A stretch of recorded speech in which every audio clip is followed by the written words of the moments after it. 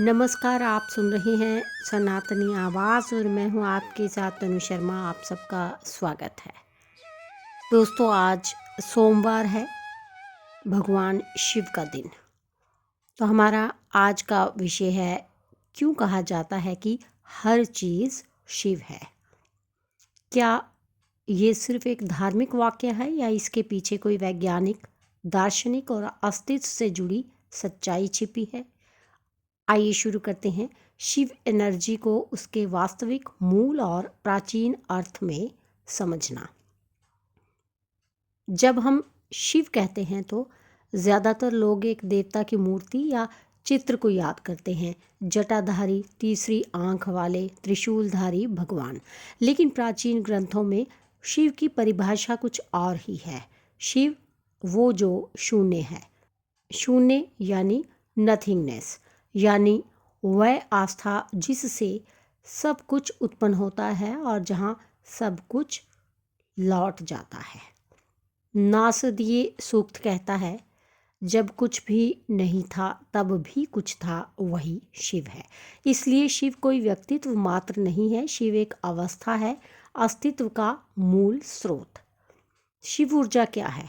हमारे आसपास मौजूद हर चीज़, हवा, पानी, शरीर, विचार, प्रकाश, अंधकार, सब कुछ ऊर्जा से बना है और ऊर्जा कभी ख़त्म नहीं होती, बस रूप बदलती है। यही कारण है कि शिव को कहा गया द अल्टीमेट कॉन्शियस एनर्जी, यानी परम चेतना। यौगिक विज्ञान कहता है कि ब्रह्मांड में दो मूल तत्व हैं, शक्ति यानी ऊर्जा और शिव यानी चेतना। जब ऊर्जा चेतना से जुड़ती है तब सृष्टि होती है, और जब चेतना अकेली होती है वह निर्वाण की अवस्था है, शांत, स्थिर, अनंत। हर चीज़ शिव है, इसका असली अर्थ। अब सबसे महत्वपूर्ण हिस्सा, क्यों कहा जाता है कि हर चीज़ शिव है? क्योंकि ब्रह्मांड में मौजूद हर कण, हर परमाणु, हर अणु, हर विचार, हर ध्वनि, सब उसी मूल चेतना से निकले हैं जिसे प्राचीन ऋषियों ने शिव नाम दिया। कुछ उदाहरण हैं। वैज्ञानिक दृष्टि से किसी भी चीज़ को जितना तोड़ो, अंत में क्या बचता है? ऊर्जा। और वही ऊर्जा पूरे ब्रह्मांड में व्याप्त है। तो जब कहते हैं सब शिव है, तो इसका अर्थ है सब एक ही ब्रह्मांडीय ऊर्जा का रूप है। आध्यात्मिक दृष्टि, शिव का अर्थ है अनंत, असीमित, निराकार, जो सब में है और सबका मूल है, इसलिए कुछ भी अलग नहीं है, सब कुछ उसी चेतना की अभिव्यक्ति है। और दार्शनिक दृष्टि से ये वाक्य अहंकार को मिटाता है। जब समझ में आता है कि सब शिवा एनर्जी है, फिर मेरे तेरे का भेद मिटता है, द्वैत खत्म हो जाता है। यौगिक विज्ञान कहता है, योग में कहा गया है कि शिव सिर्फ उपासना का विषय नहीं है, बल्कि एक संभावना है। योग का उद्देश्य शरीर को नहीं बल्कि चेतना को ऊपर उठाना है, ताकि आप उस शिव तत्व को अपने भीतर महसूस कर सकें। जब व्यक्ति ध्यान में जाता है, एक क्षण आता है जब वह मैं को भूल जाता है, वह सिर्फ अस्तित्व बन जाता है। इसी अवस्था को शिवत्व कहा गया है।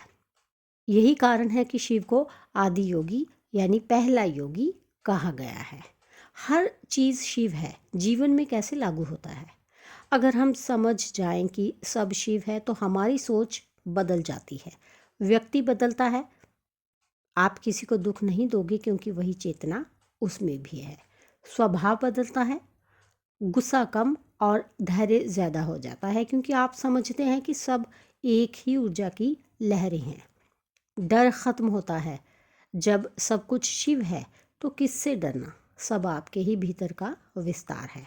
जीवन हल्का हो जाता है, आप चीज़ों को पकड़ कर नहीं रखते, आप प्रवाह में जीते हैं, विरोध में नहीं।